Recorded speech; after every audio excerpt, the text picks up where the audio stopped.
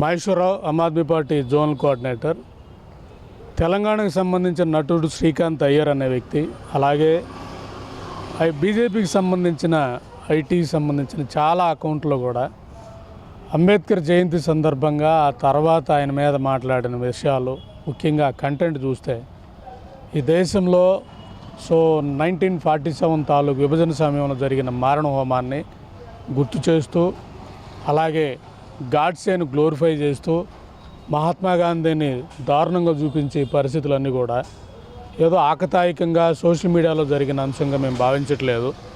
ఇది దేశ మూలాల మీదనే దాడిని మేము భావిస్తున్నాం. ఎందుకంటే ఈ దేశ మూలాలు సత్యం, అహింస సిద్ధాంతంతో, లౌకికవాదంతో నిర్మించబడిన ఈ దేశ ప్రజాస్వామ్యం, ఈ దేశ రాజ్యాంగం, ఆ పునాదుల మీద దాన్ని అబద్ధాలు, ద్వేషం, ఇలాంటి దాంతో నియంతృత్వం వైపు నెట్టాలన్న కుట్రలో భాగంగానే ఒక అదృశ్య శక్తి అనుకుంటూ పనిచేస్తూ ఈ కార్యక్రమాలన్నీ కూడా చేపిస్తున్న పరిస్థితి.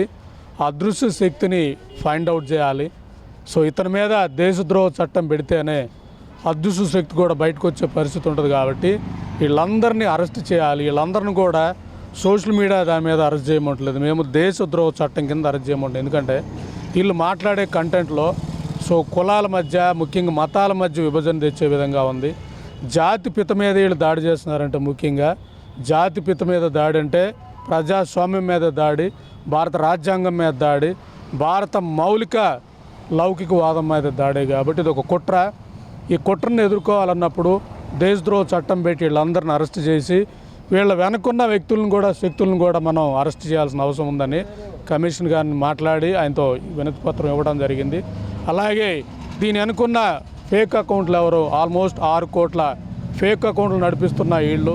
ఈవెన్ చిన్న పిల్లలకు కూడా ఈరోజు కాలేజీల్లో, స్కూళ్ళలో దేశం మీద భక్తి అనే పేరుతో ద్వేషాన్ని పెంచుతున్న ఈ పరిస్థితి ఎవరు, వీళ్ళందరి ఉద్దేశం ఏంటి, వీళ్ళందరి లక్ష్యం ఏంటి అనేది తెలుసుకోవాలంటే దీని మీద విచారణ జరగాలి. దీని మీద లోతైన విచారణ జరగాలన్న దాంతో ఎక్స్ప్లెయిన్ చేయటం కమిషనర్ గారికి, ఆయన కూడా మమ్మల్ని అభినందించడం, దాని మీద మాట్లాడటం జరిగింది. దీని మీద చర్యలు తీసుకుంటా ఉన్నారు. దీంతో ఇంకా ఫర్దర్గా ఇలాంటి అకౌంట్స్ కానీ ఇవన్నీ కూడా, ఇంకా యూట్యూబ్ ఛానల్ కూడా ఉన్నాయి. మహాత్మా గాంధీని వ్యక్తిగత హననం చేసే విధంగా, ఆయన మాట్లాడే విధంగా, ఆయన ద్రోహిగా చూపించే విధంగా, నాథురాం గాడ్సేను పొగిడే విధంగా ఎవరైనా చేస్తే రాష్ట్రంలో మేము ఉంటాం. ఈ దేశం అంటే ఇష్టం మాకు. ఈ దేశం అంటేనే భిన్నత్వంలో ఏకత్వం సాధించటం. ఈ దేశం ఒకటి సొత్తు కాదు. ఈ దేశంలో ద్వేషానికి తావులేదు. ఈ దేశంలో గొడవలకు తావులేదు. ఈ దేశమంతా కలిసి ఉండాలని కోరుకునే మాలాంటి వాళ్ళమే, ఎవరి ధర్మం వాళ్ళు పాటించుకుంటూ ఇంకొకరిని గౌరవించాలని కోరుకునే మాలాంటి వాళ్ళని దీన్ని ఏ విధంగా కూడా ఉపేక్షించు. మహాత్మా గాంధీ జోలికి వస్తే మా మీదకి వచ్చినట్టు భావిస్తాం. మహాత్మా గాంధీ జోలికి వస్తే భారత ప్రజాస్వామ్యం మీదకి వచ్చినట్టు భావిస్తాం. మహాత్మా గాంధీ జోలికి వస్తే అలాగే భారత రాజ్యాంగం మీద భావిస్తాం. కాబట్టి ఆయన మాకు ఫాదర్ ఆఫ్ నేషన్.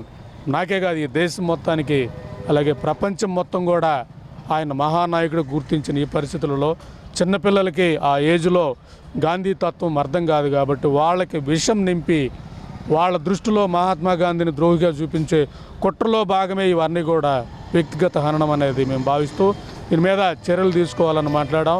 దీని అనుకున్న అదృశ్య శక్తులు, ముఖ్యంగా బీజేపీ ప్రేరిత శక్తులు, అలాగే ఆర్ఎస్ఎస్ లాంటి సంస్థలు కూడా దీని మీద సమాధానం చెప్పాలి. మీరు కంట్రోల్ చేయాలి, లేకపోతే మీరు కూడా దీంట్లో భాగస్వాములు ఉన్నారన్న దంగతో మీ మీద కూడా మేము ముందుకెళ్ళే పరిస్థితి ఉంటుంది. కాబట్టి అవేలో వెళ్ళాలి. వెళ్ళకపోతే ఎంతటిదాకా వెళ్ళి రాజ్యాంగబద్ధంగా ఎదుర్కొంటామని మీ అందరికి కూడా హెచ్చరిస్తున్నాం.